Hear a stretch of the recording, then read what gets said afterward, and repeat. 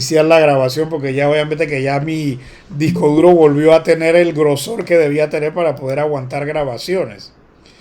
Lo que significa obviamente que muy pronto van a recibir su invitación al enlace para que vean el canal de YouTube de este servidor.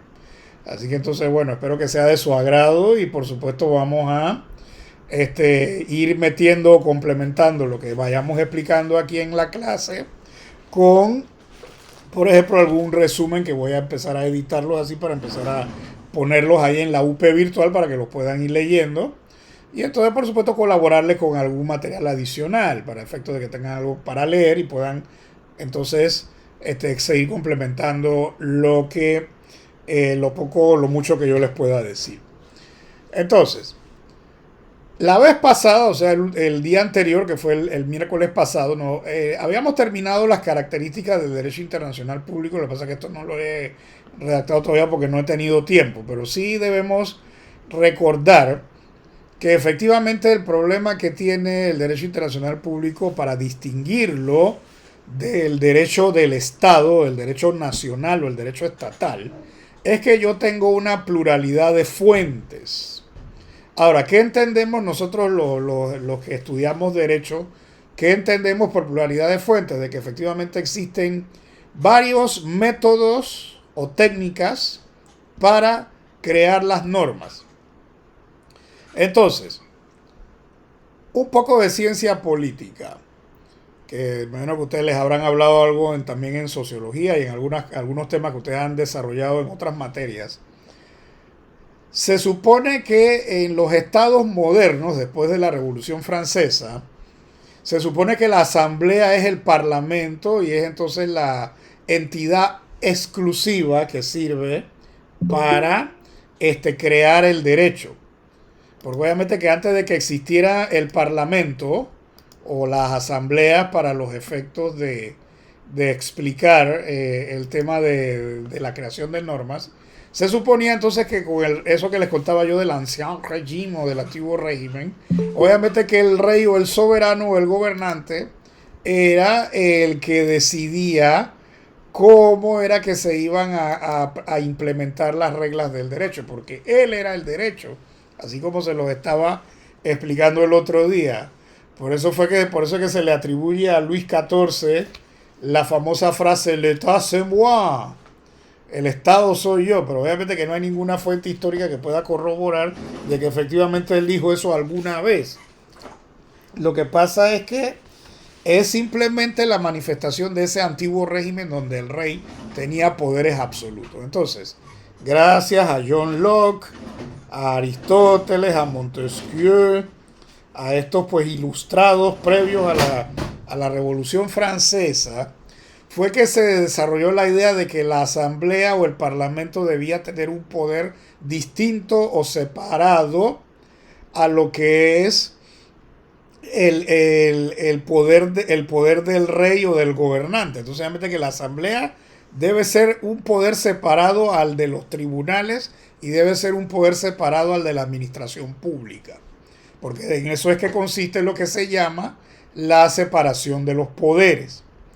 Entonces, eso trajo como consecuencia también la afirmación de lo que se llama el Estado-Nación o el Estado jurídico, en el sentido de que obviamente de que si yo soy el soberano como parlamento o como asamblea, obviamente que yo soy el único que puede dictar normas exclusivamente en detrimento entonces de otras normas que tradicionalmente se aplicaban en lo que eran las sociedades previas a la Revolución Francesa que vivían con el antiguo régimen. Por ejemplo, hablando un poco de comercio, obviamente que existía una cosa que se llamaba el jus mercatorum o la lex mercatoria, que era entonces de que el derecho que los comerciantes medievales utilizaban para resolver los problemas de los negocios comerciales.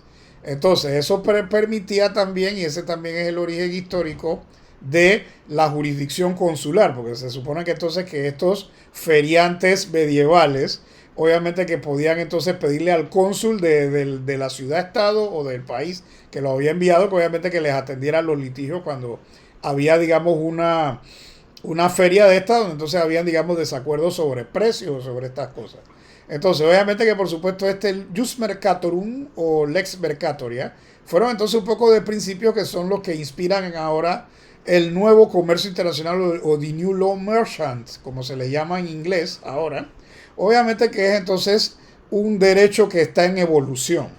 Entonces, cuando pasó lo de la Revolución Francesa, entonces se dijo, no, solo el Estado va a monopolizar los métodos y las técnicas para crear derecho.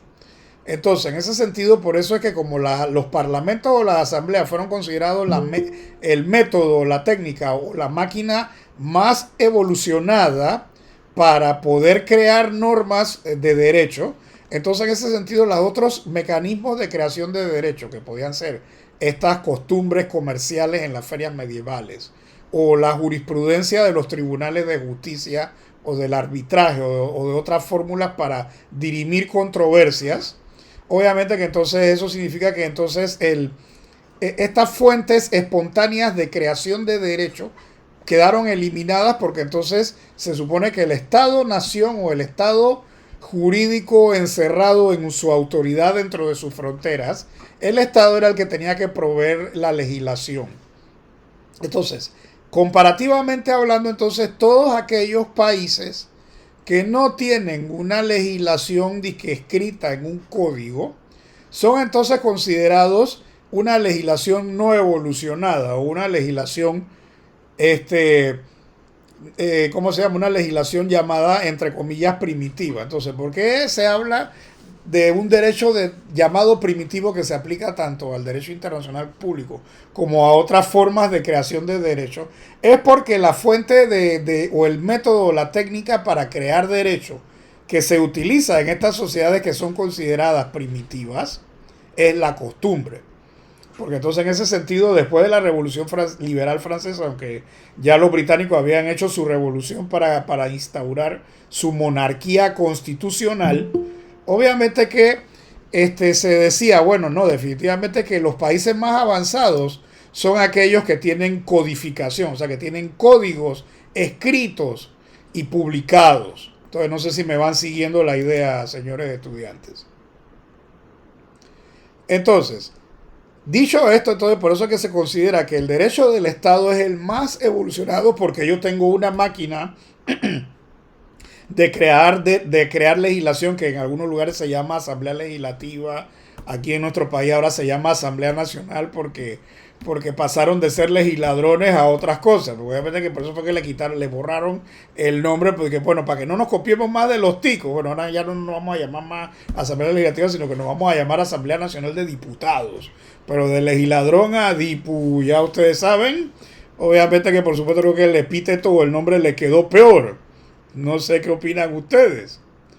Pero bueno, el punto es que si me estoy dando a entender, y espero no cansarles mucho hoy ni aburrirles, porque ya que han tenido una sesión larga con el profesor de la hora anterior.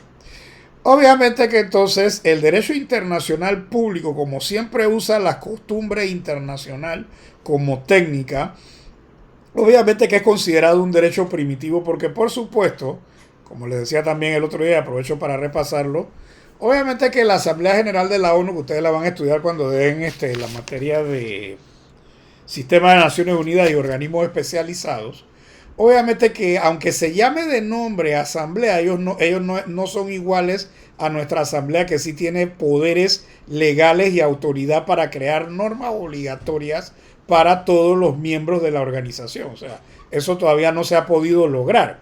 Precisamente porque la sociedad internacional es descentralizada y es desigual. Por eso era que estábamos hablando también el otro día del veto en el Consejo de Seguridad de la ONU. Entonces, obviamente que este es el punto crucial. El derecho internacional todavía sigue siendo considerado un derecho primitivo porque no hay una ley internacional. Los tratados internacionales multilaterales, ustedes lo van a estudiar también el próximo año cuando den tratados internacionales. Los tratados internacionales negociados y pactados en conferencias internacionales tratan, bueno, bienvenido señor Cook, estaba preguntando por usted, bienvenido. Bien, los tratados pactados en conferencias internacionales Tratan de crear una legislación para los países, sí, pero obviamente que no es exactamente igual a un código civil o a un código penal creado por nuestra asamblea. Porque obviamente que los tratados necesitan esa participación de la voluntad de los estados a través de los procesos de ratificación o de adhesión, dependiendo del método que se trate para efectos de lograr que ese tratado pueda ser norma tanto local o nacional como norma de derecho internacional público cuando sea ratificado ante el organismo internacional, sea el regional, sea la OEA o sea el organismo universal.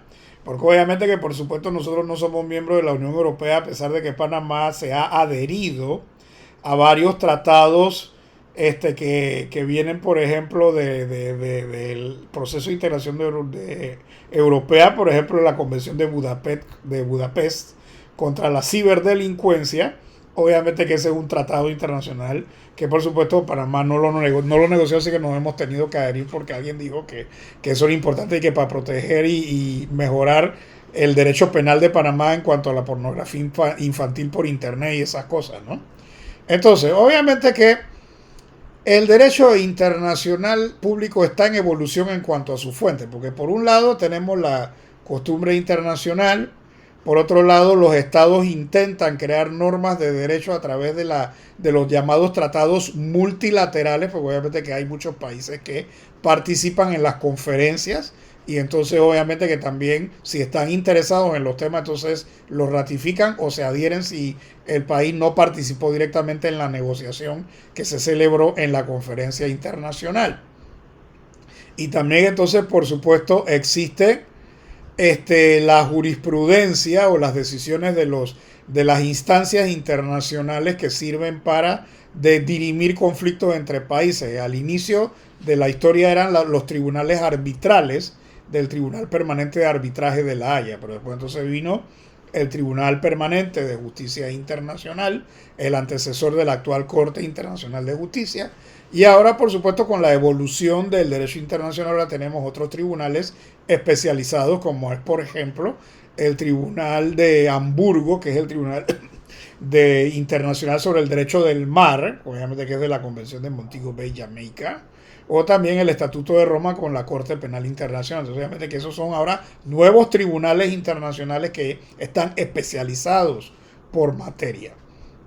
Entonces, en ese sentido, el derecho internacional público es un ordenamiento jurídico que está evolucionando. Ahora, el segundo punto que está escrito ahí en la ficha que tengo que terminar de desarrollar para poder empezar a ponerle ese material en la UP virtual. ¿Por qué se dice que son reglas fragmentarias? Porque obviamente que el derecho internacional público nos ofrece una pluralidad de fuentes, porque obviamente que yo les he hablado de las principales, pero también hay otras fuentes que pueden generar, dependiendo de las condiciones internacionales, pueden generar ciertos efectos jurídicos vinculantes. Tenemos, por ejemplo, el tema de las resoluciones de las organizaciones internacionales. Ejemplo.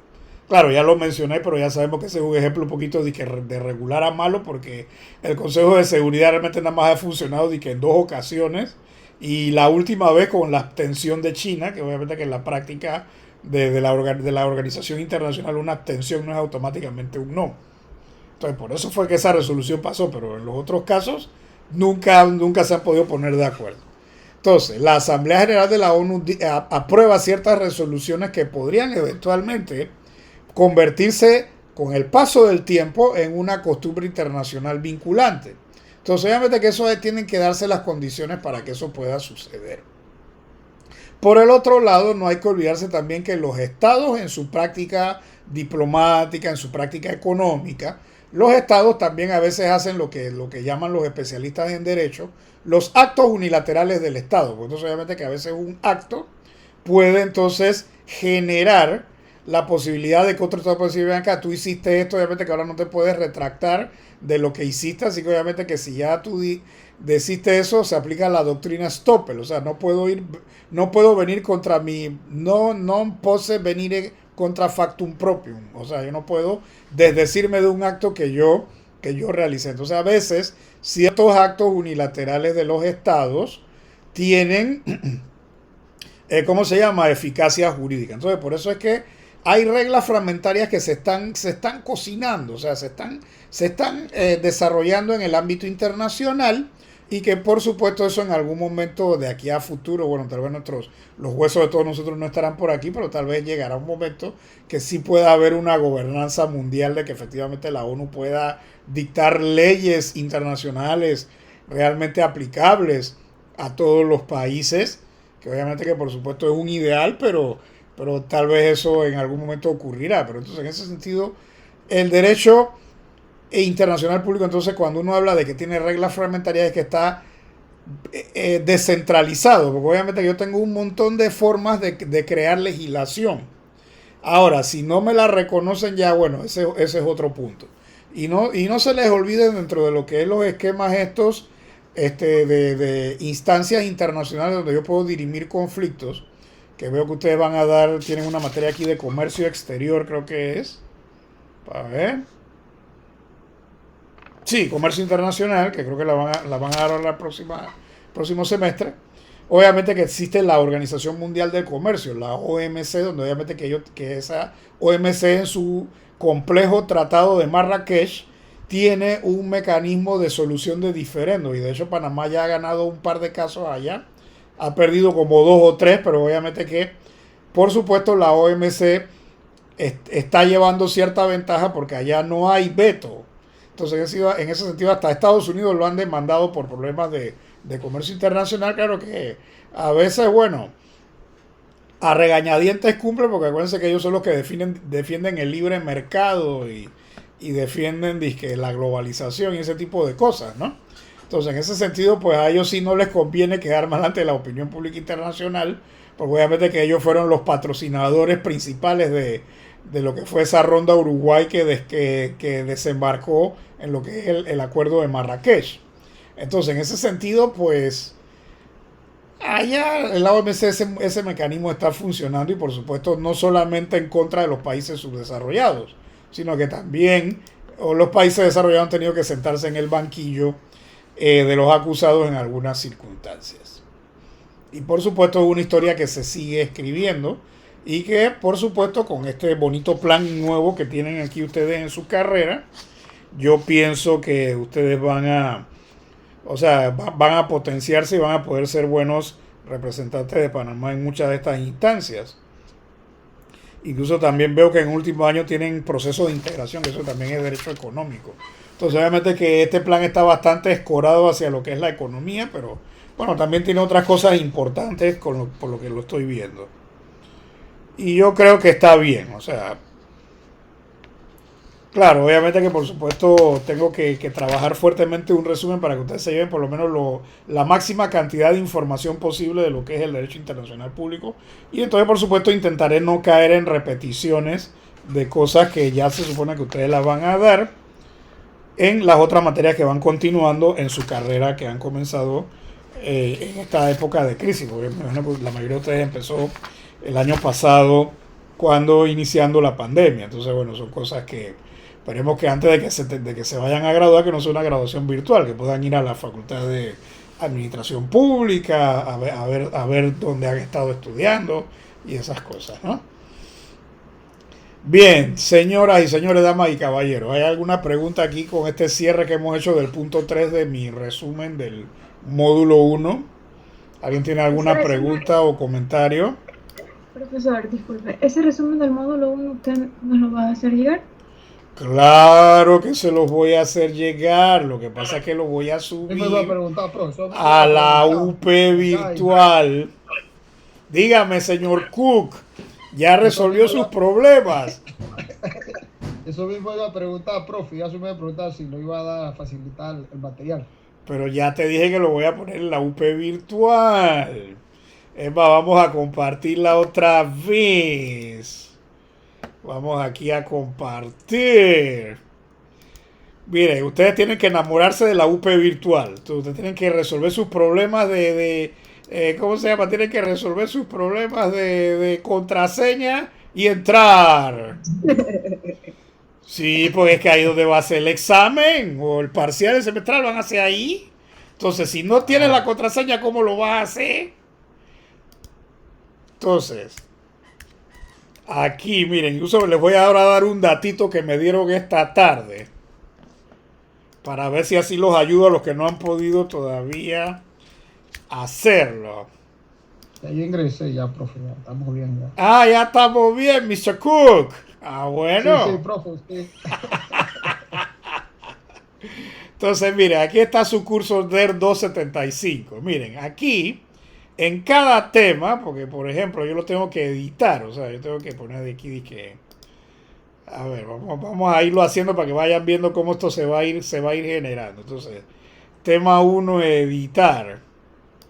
Aquí entonces yo voy a hacer así. Entonces, tema 1,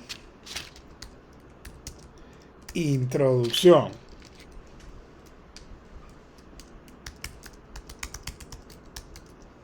Entonces ya este es el nombre del tema, entonces obviamente que por supuesto tengo que editar, entonces obviamente que editar tema. Entonces me va a abrir así, entonces obviamente que voy a poner, entonces bueno, este... Entonces yo tengo que hacer todo este trabajo, porque obviamente que esto no viene hecho, esto yo tengo que hacerlo.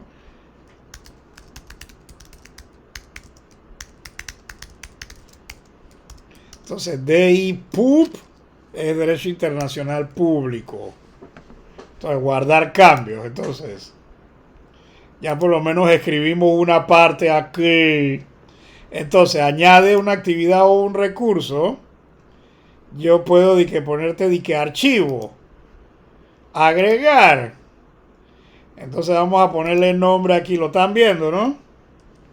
Sí, profe, sí. Módulo 1 resumen. Lo que pasa es que no lo voy a subir porque por lo menos ya abrimos el cascarón. Ah, ahora me va a hacer guardar cambios y mostrar. Ah, no me deja. Bueno, no. Bueno, esto lo voy a tener que cancelar porque el archivo no está listo. Pero bueno, lo que estoy intentando decirles es que obviamente que todos esos archivos van a aparecer aquí en cada tema. Entonces ahí es donde lo voy a poner. Porque acuérdense que eso es parte de la evaluación. Entonces no me digan que no lo saben porque les ha puesto una materia de informática en la carrera. Entonces, parte de la evaluación es que me usen la UP virtual. Entonces, no Profe, quiero... pero esa materia de informática no es como usted piensa, profe. A ver, ¿y cómo es que yo pienso que es la materia para ver? Profe, la profesora de informática nos dio una clase para aprender a usar APA, no para aprender a usar la UP virtual. Sí, pero es que eso no es la informática, oye. La informática es saber programar y algoritmos y cosas. Entonces me estás vacilando porque la profesora no te pudo haber hecho eso así. No estamos preparados para ser tampoco ingeniero en sistemas ni nada de eso, profe. Ahora, escúchame, no fue malo que te hayan enseñado el APA, porque acuérdate que eso te va a servir para si alguno de ustedes va a hacer tesis, obviamente que eso les va a servir para eso. El citado, porque se supone que ahora el reglamento dice que tenemos que trabajar con APA, aunque en derecho todavía seguimos con la mala costumbre de estar haciendo de que citas a pie de página. Así que no ha estado mal de que les hayan enseñado el APA, eso está bien. Pero debieron haberle dicho algunas otras cosas más de inteligencia artificial, por lo menos para que tuviera alguna noción, ¿no? Profe, lo que pasa es que parece que es la informática aplicada a la carrera de nosotros, o sea, como tal. Y el plan de estudio contiene un tema enfocado precisamente a las relaciones. Ya lo que usted habla, que sí, obviamente es interesante, del tema de inteligencia artificial y todo lo demás, pero Ajá. ya eso va un poquito más, ya eso se sale un poquito de nuestra área. Claro, es un poquito más, digamos, claro, exacto, que no es exactamente el área de ustedes, eso es cierto, tienen razón. Bueno, entonces, no se preocupen que yo les voy a poner el material ahí. Entonces, repito, parte de la evaluación es hacer el ejercicio de arreglar. Los que no lo han hecho todavía, tienen que arreglar la contraseña y tienen que entrar. Acuérdense que yo les puedo poner un foro, podemos poner una lectura ahí para que hagamos un debate ahí. Podemos chatear, entonces examen. Claro, tal vez podríamos poner un trabajo en grupo, bueno, no sé. Porque eso es lo que he empezado a pensar, que de repente los temas, cosa que hemos empezado tarde el semestre. Los temas que voy a tener que agregar, que no voy a darlos porque ya veo que ustedes tienen varias cosas ahí. Obviamente que de repente lo último vamos a tener que poner trabajo para que la gente empiece a investigar. Aunque obviamente que esa película del juicio de Nuremberg tenemos que verla.